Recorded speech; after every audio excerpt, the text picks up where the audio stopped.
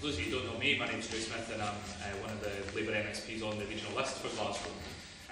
One of the nationalist bloggers described me recently as one of those tender little fellows accidentally elected after Labour's unforeseen Glasgow gubbing. So that's who I am. It's a pleasure to be with you. Before I was elected to Parliament last year, I spent 3.5 years on the General Council of the STC, and STC is now my landlord, so I've got the opportunity of nipping into the office to kind of collect some thoughts about what particularly Lynn and Stephen Boyd and Jackson had to say this morning.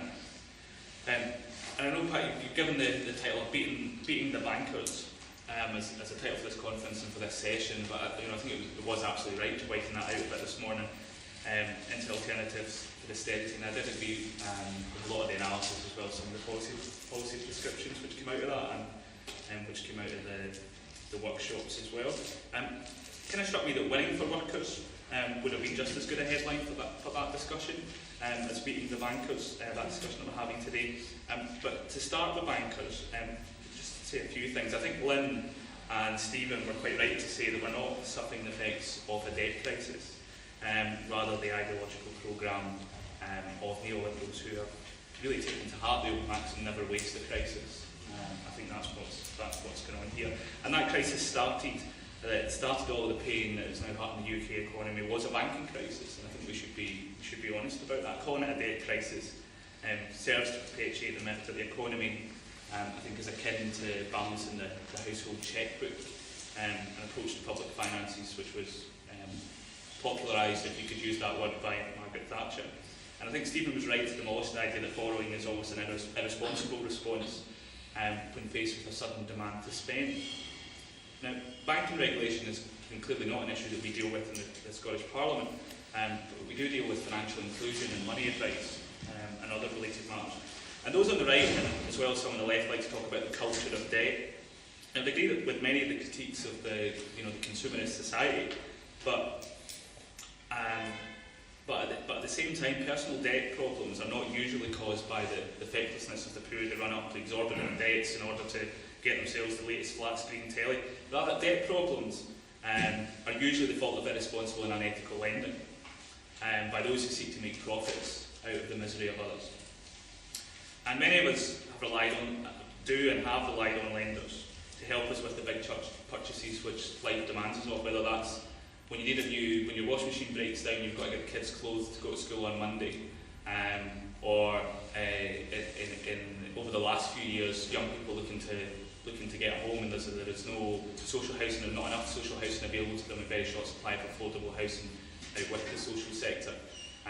That people are actively encouraged by government to go to lenders and use that either low or no deposit mortgage scheme. So I think we need to be clear that the crisis which started us on the road to where we are now was a banking crisis. It was caused by some extent by the bankers themselves.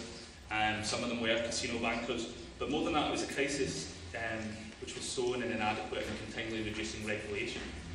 So in my view, as politicians, I don't think we should be too worried about, although we certainly had a lot to say about it, but too worried about whether Fred the Shred keeps his knighthoods. I think what we need to focus on is the system which created the crisis, and not just some of the pantomime villains that are thrown up in our response to what is happening. And I think Stephen Boyd reminded us this morning that simply sorting out banking regulation now at this point wouldn't fix the problem. The direction of travel, I think, on a lot of this stuff was signposted long before what we're seeing now. The privatisation of the welfare system and a tax on benefit claimants have been features of the political discourse in Britain for some time, and certainly before the banks failed. It's simply that I think the right now see the crisis that they've been afforded as an opportunity to quicken that pace and to up the attack on what Stephen quite rightly called the equalising institutions in Britain. So in order to beat the bankers and to win for working people, I think politicians on the left, need to, in my view, make the case for the more equal society. I think that's how you do it. In this room, we understand that the more equal society is the better society. But reducing inequality, as a goal of government, we have not clearly enough distinguished ourselves that reducing inequality and creating a fair society, creating an equal and better society, should be the primary goal of good government.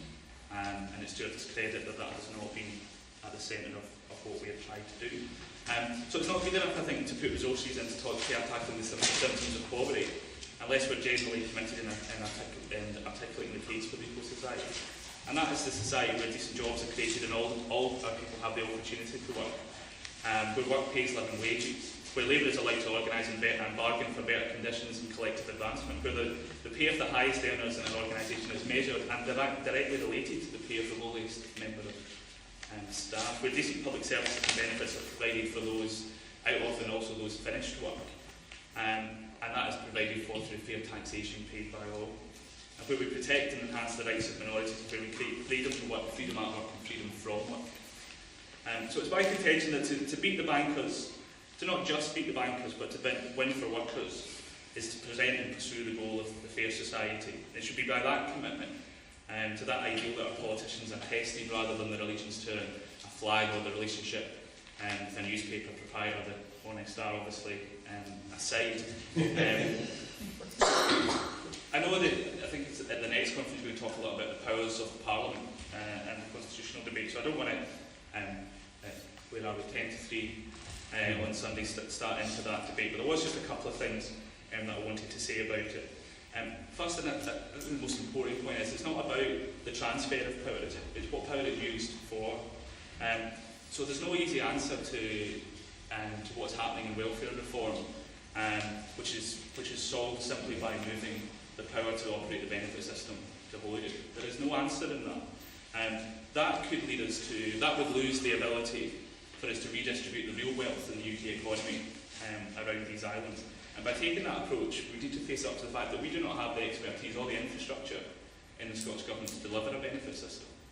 And as a member of the Welfare Reform Committee, which has been set up in Edinburgh to look at some of these issues, I can tell you I've already been lobbied by A4E and some of those other private providers around the work programme.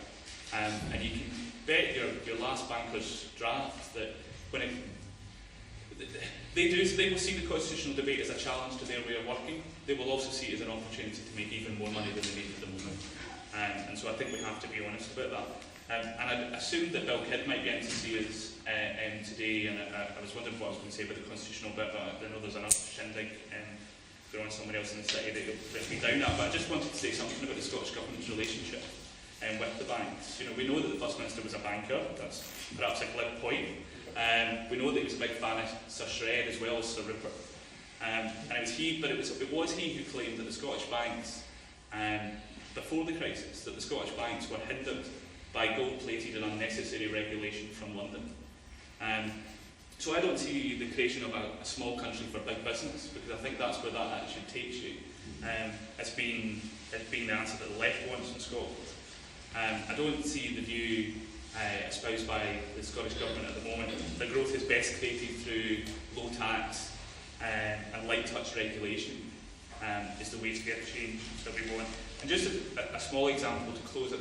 A couple of weeks ago I had an email from, or a letter attached to an email from Fergus Ewing, you know, a Tory in all but name, the Scottish Government's Minister for Energy and the Economy, asking me to suggest areas where we could seek to lessen the burden of red tape on business in Scotland. As somebody who lives close to ICL Stockline, I would be much more concerned that if we are to have a constitutional debate in Scotland, we're having a constitutional debate about how we create the laws that can prosecute business for what occurred at Stockline, rather than for entirely glib reasons, sending out demands that we look for new ways to cut the burden of regulation on business, because I think that goes to the heart of actually what the banking crisis proves and shows to us, that this was a crisis in our public services, a crisis in people's wallets and in their homes and in our communities, that was caused by not taking regulation seriously enough.